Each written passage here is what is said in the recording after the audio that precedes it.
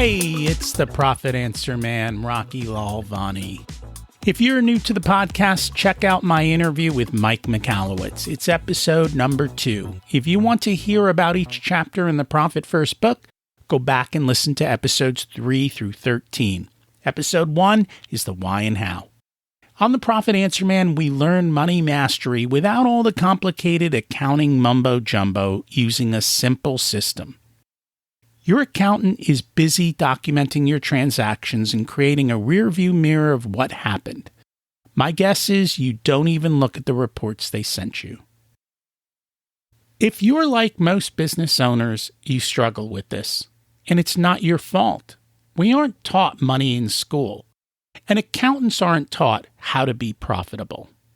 The Profit First system created by Mike Michalowicz works, and he certified me to help you implement the system in your business. Remember, the new equation is sales minus profit equals expenses. Let's face it, without cash flow, you can't pay your employees, buy needed materials, or pay your mortgage and support your family. I help you to do that and more, so you can focus on the parts of the business you love and receive the rewards for your labor and investment into your business. The stronger you are as a business owner, the more jobs you create, the better we are as a country. Small business owners are the backbone of America, and for that, you deserve to be well rewarded. Just remember, more revenue does not equal more profit. That's why we focus on the bottom line. We are back today with another Profit First success story. I was recently on Josh's podcast and learned he loved Mike and the Profit First system. I asked him to share his journey and how it's changed his business. He's a former Major League Baseball pitcher, so we talk about what it means to have a team and a coach and how it relates to your business. Having overcome failure and broken dreams, Josh knows how hard it is to become your best when it feels like the whole world is against you. As a CEO of 8 companies, coach and man of faith and family, Josh is hell-bent on helping leaders live a life of exceptional impact, influence, and faith. Through his speaking, coaching, and organizations, Josh motivates, advises, and leads others to reach their potential in business and in life. Let's meet Josh. Welcome to the Profit Answer Man, Joshua Kalinowski. It's great to have you join us today. Rocky, thanks. So, man, first of all, I love saying the name Rocky, by the way. So anytime that I can be on your show and just continue to say your name, it makes for a great day for me. So thanks for having me on, brother. Oh, you are most welcome. Always happy to have you on. Can you share a little bit about yourself and your businesses? Yeah, my man. So I've got a handful of businesses that I am either a owner, sole proprietor in, or a partner in. Everything from real estate to roofing to personal coaching. I got a media company and a number of other little ventures that we do. And then I am a father of 4, married to a rock star of a woman that continues to keep us all together and wrestles my insanity and my entrepreneurship to a fault. So she is an amazing woman that allows me to have the freedom that I need in order to do the things that are just always on my heart. And that's always nice to have a good business partner. And I always tell people, you better take care of your spouse or Yes. they will take your business. It's one of those pillars you cannot let go of, and you've got to be able to spend the time with them and with your kids as well. So congrats on being able to do that. Yep. Thank you. So we're here because you are another Profit First success story, and we just love to hear about that. Can you share a little bit about where you were at before Profit First and then what changed? Yeah, honestly, before, I think like so many entrepreneurs, you get into a business because you have a passion for something, right? You have a passion to either solve a problem or you have a burden on your heart that you're like, I know that I'm equipped to do something about this. And unfortunately, you end up starting a business that you're like, well, I don't really know the business strategy of it. I just have a really deep passion to go and serve and do something with this. And I was the same thing. I got out of baseball. I had the privilege to play professional sports to the age of 26. as a pitcher for the Colorado Rockies and a few stints with some other clubs. And here I am, age of 26, going, okay, what am I going to do the rest of my life? I'm too old to go to college, at least in my mind, I was that too old. And I got into real estate, of course, because that's really one of the that was the easiest point of entry, to be honest with you. My father was a builder, and I didn't want to pound nails the rest of my life. And selling real estate seemed like a very great complement to my father's business. So I got into that, and having no business skills other than just personal skills, got into it in 2006, and guess what? The market was crazy. The market was just about ready to take off, and we started to see a lot of success in that. And so when the money is flowing in, it's amazing how many things you don't pay attention to. And as my vision for my business, and then eventually a company, and then eventually employees, and eventually more entrepreneurs as we grew as a business, I very fast began to realize that overhead was significant. That overhead could be a problem, that changing markets could really expose all of the weaknesses that I was covering up by money. And unfortunately, I got to a point in my life where the businesses were struggling financially. I didn't really know what to do. And that led me to getting a professional coach, but then obviously it led me to reading books. And I came across Mike's book, Profit First, and it really blew my mind about this concept of, hey, why don't you start saving? Why don't you start looking at opening up accounts that you don't touch? Why don't you start preparing yourself for the future and making sure that you are a business person, not just an entrepreneur, right? And so it was an awesome opportunity for me to get an education in business strategies, because I never went to school for that. I had the school of hard knocks, so to speak, of going in there and seeing my bank account almost hit zero multiple times, and stressing out about when am I going to be able to make my next payment, my next mortgage payment, pay my employees, and how long would that last? And so that's really kind of a little bit of the background of where I was. And then, of course, obviously I ran into the book, and every year I kind of try to add a little bit more of what Mike teaches, but it made a very significant difference in the way that I manage our money and how I envision what our money looks like. And so I'm guessing now you don't have to worry about looking at zero bank balances and changing times and making payroll and all those other things. Yeah, I think that really Mike helped me get a vision of where we wanted to go as a company. And one of the things I would just say for those that are listening to this, one of the challenges that I always faced is, at the end of the year, one of the things I love to do is to give bonuses to our people. Well, when you have a lot of staff members and you love to be generous, that adds up very, very fast. And there's always that heartbreak when you want to give that money away, but then you look at your account and you're like, I don't know if we're prepared for that. Or, yeah, I can do that, but then I'm going to take so much of our profitability away.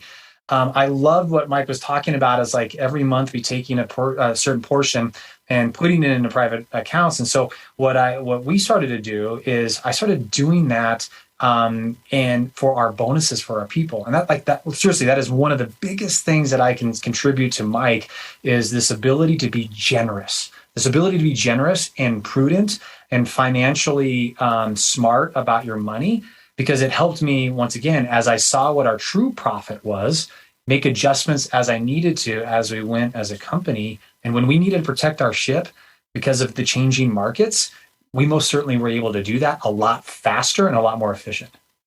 And a lot of my clients do the same thing.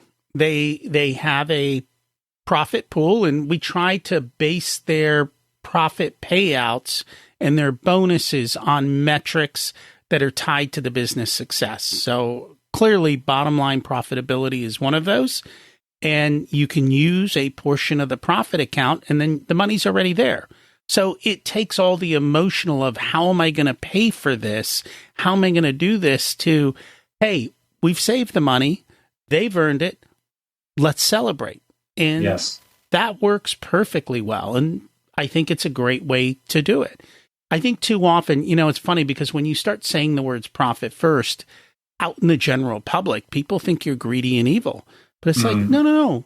This profit is here to be able to serve our employees, to give back, to pay all those taxes everybody wants us to pay. And it's there for that purpose. And so putting it aside and giving it those dollars, a purpose makes a ton of sense. Yeah, no doubt about it. I think one of the things that complements that as well too is that we talked a little bit about how you got to make sure that you protect the house, and you also make sure that you protect your wife and your children. And so we do the same thing for them as well too. Is that I take a portion of that as a bonus for our family. And so this really, like, what that ends up doing is changing this mentality that dad is just constantly working, or dad is like, why isn't dad here? Or why does dad have to stay late? Or why is he working now? And when we are able to look at the entire year and say, hey, kids, this is why we sacrificed, or this is what we've been able to do this year. And they see the financial benefit of that. And they can tangibly say, oh my gosh, Dad, we get to take that trip, or we get to do this for Christmas, or we get to celebrate in this way.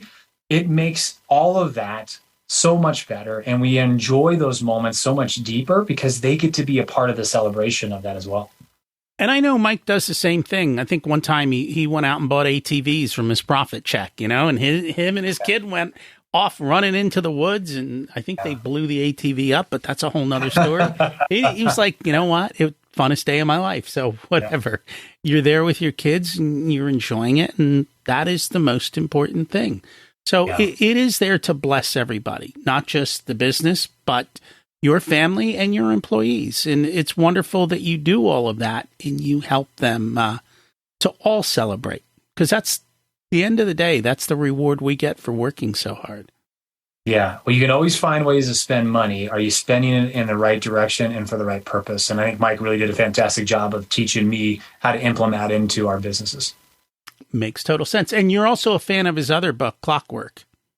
I am. Yeah. One of the things that, so I come from from a team background. And so, as a pitcher, it doesn't really do any good that you can throw the ball 90 miles an hour or you have a really good curveball if you don't have a defense that's able to either catch the ball or a catcher that's willing to catch it, right?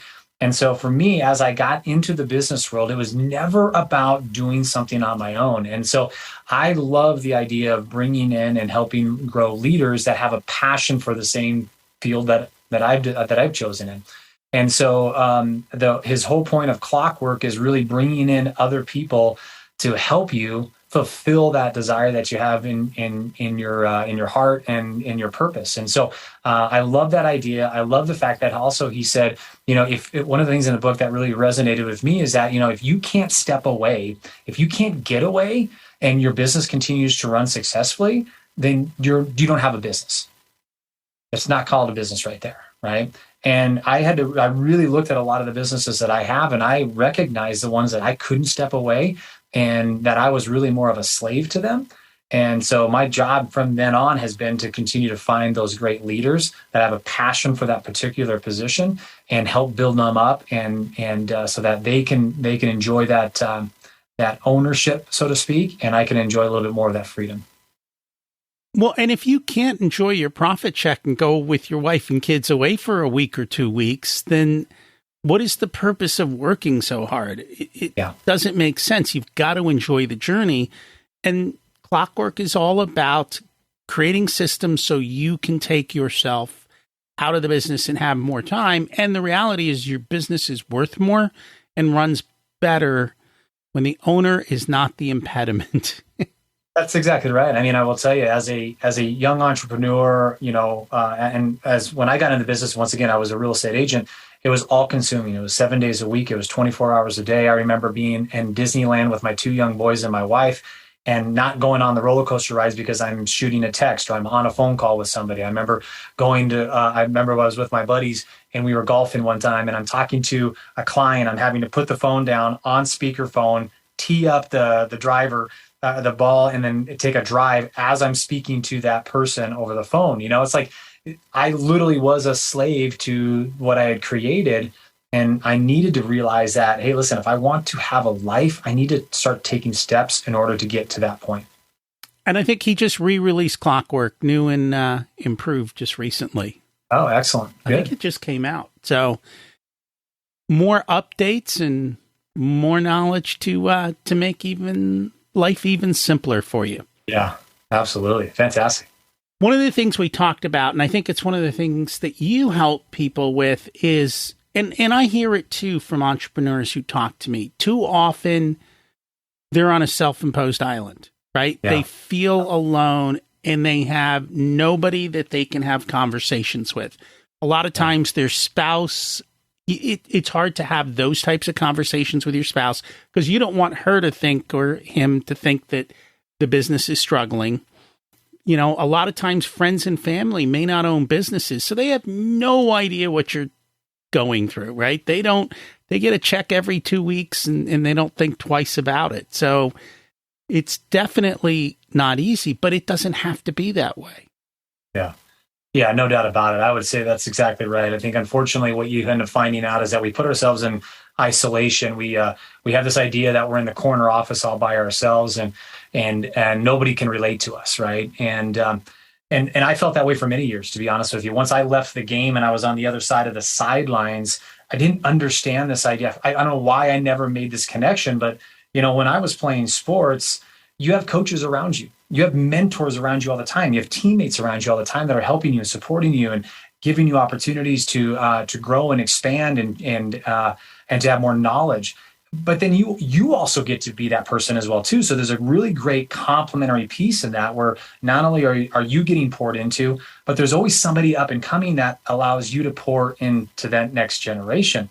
And so in the business world, I think it's so important for people to understand, like, once again, you don't have to be on an island alone. You simply just have to raise your hand. You have to be looking for those opportunities to be with other people that are either can mentor you, or that you can be in circles where maybe you bring some value to as well, right? And I think one of the things that I see too often is that people are not willing to pay the price. And I don't mean in the sense of like do the work. I'm actually talking about physically pay the price, the financial price to put mentors in their world. Because one, I don't know if I can justify it. Two, I don't really know if I want to spend money on myself. Three, there's all this free information out there. Why don't I just garner the free information? You know, the free information is good to a certain point, but I will tell you, when you financially pay for people to be in your life, there is a different type of reciprocity that happens in that.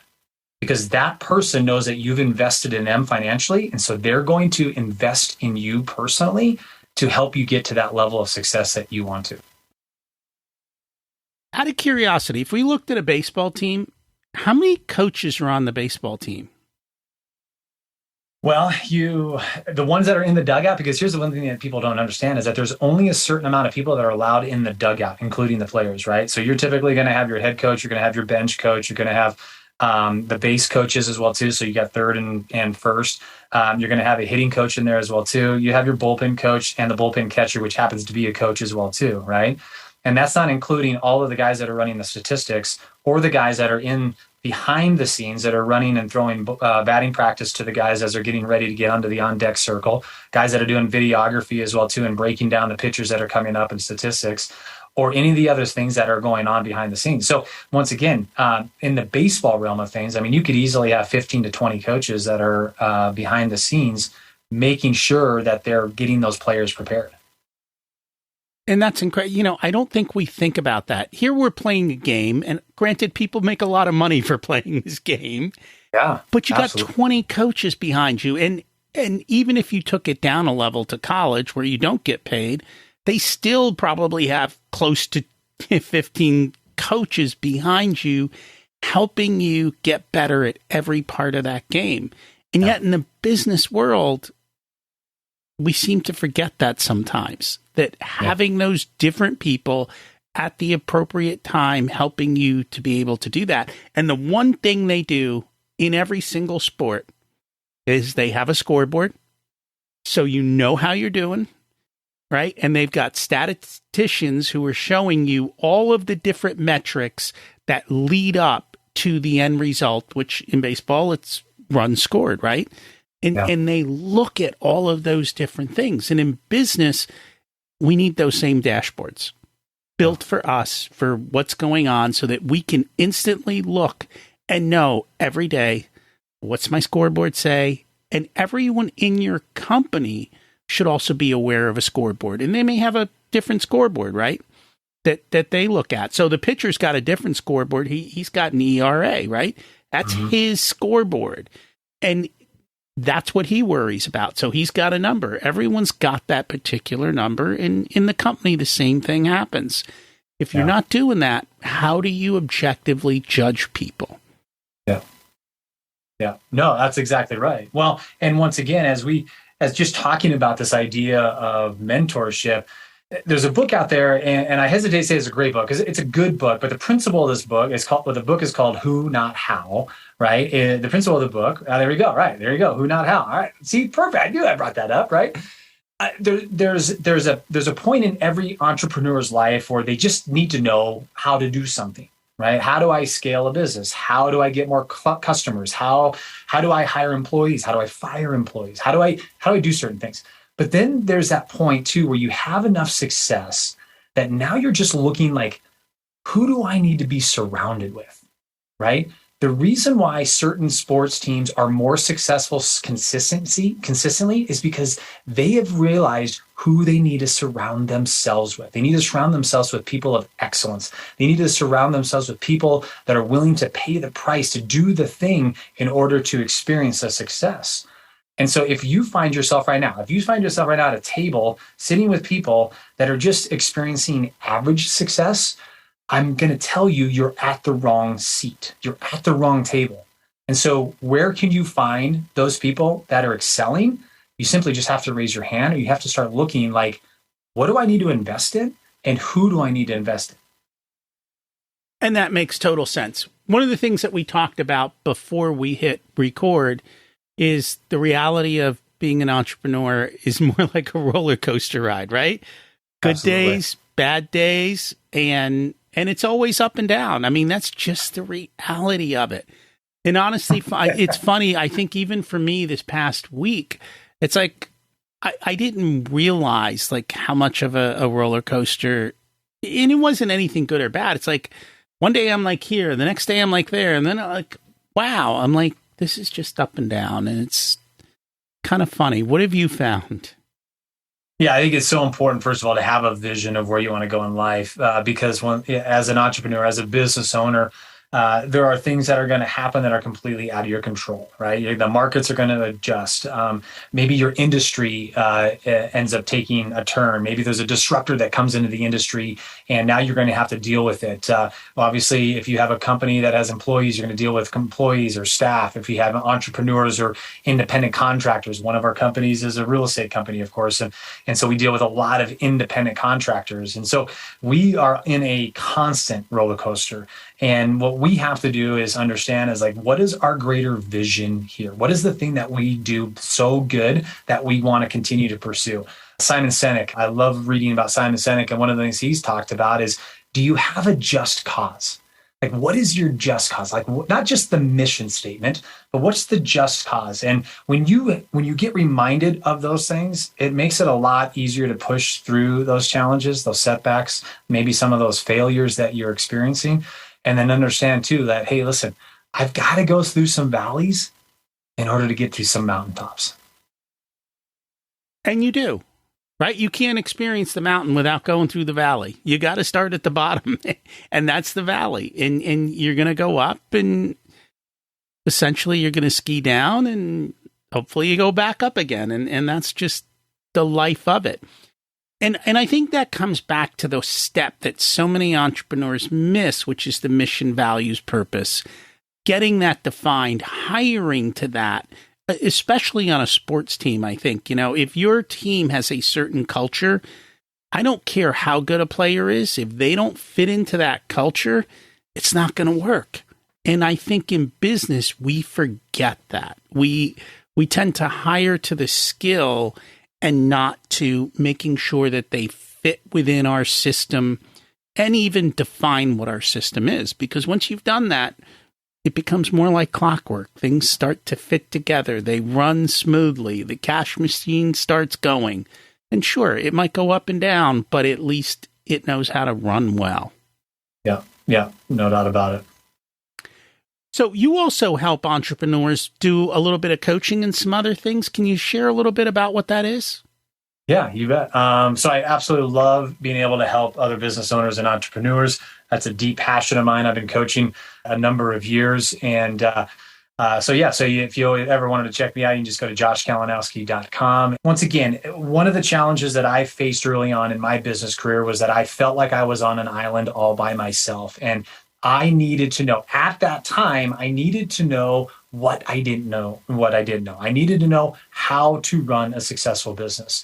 And so through that, I, of course, obviously eventually got to the point of like, okay, who do I want to surround myself with? And so I love being that connector for people. I love being able to help people as they're walking through these challenges because, listen, I've been there. I've taken so many arrows as a business owner, as an entrepreneur. I've had a lot of failures and setbacks, and each and every one of them has taught me an important lesson. And I've been able to push through those because I've had great mentors in my life as well too. And so for me to be able to share that with other people that are going through those trials and tribulations, sometimes even just those wins, it's so great to be able to share with other people that are excited for your wins, right? And so it's just a gift and an opportunity for me to be able to do that for other people.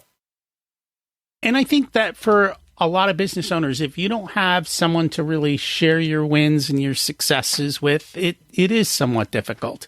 And that's a big part of it. We all work hard, and when you do that, you get rewarded, and you should be able to enjoy those rewards, celebrate those rewards, and you have to do it in the appropriate places at the appropriate times. But other entrepreneurs get it. Right. And they understand what it means and how much work it took to achieve that.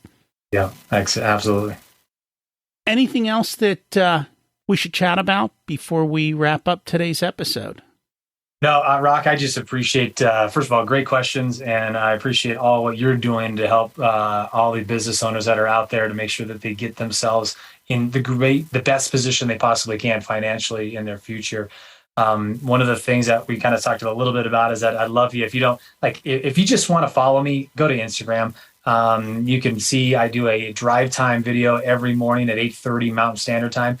And the whole reason I do that is I think, unfortunately, what ends up happening is that we see people on the other side of the mountain. We see people that maybe have just accomplished just such unbelievable results that it's kind of hard to relate to, right? And so the whole point of me giving you the first 15 minutes of my day is to help you see the challenges that as a business owner, as an entrepreneur, as a father, as a husband, as a man, there are things that I deal with every single day that are challenges.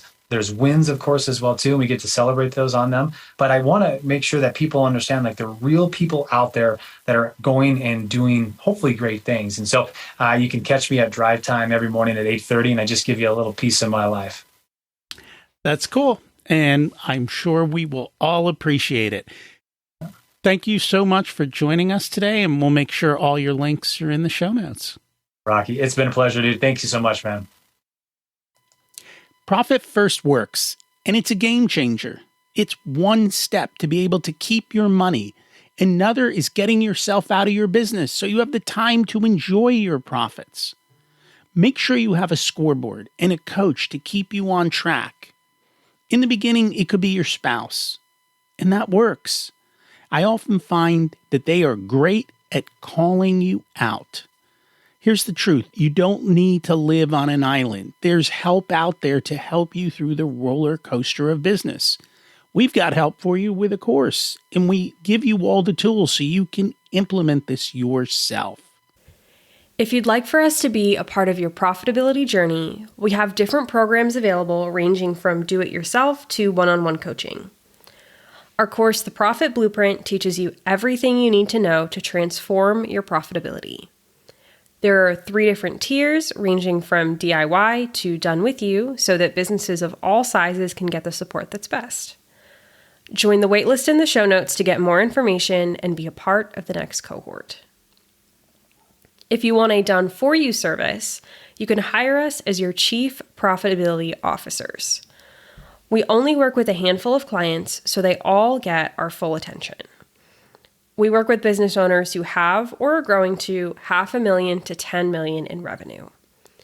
You can use the scheduling link in the show notes to get on our calendar for a good fit conversation to see if we're the right people to support you.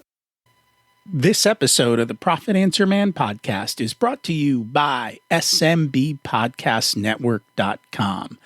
The network is a collection of podcasts and shows from around the internet which focus on bringing you interviews with amazing guests who share actionable advice, ideas, and information for small and medium-sized business owners and entrepreneurs.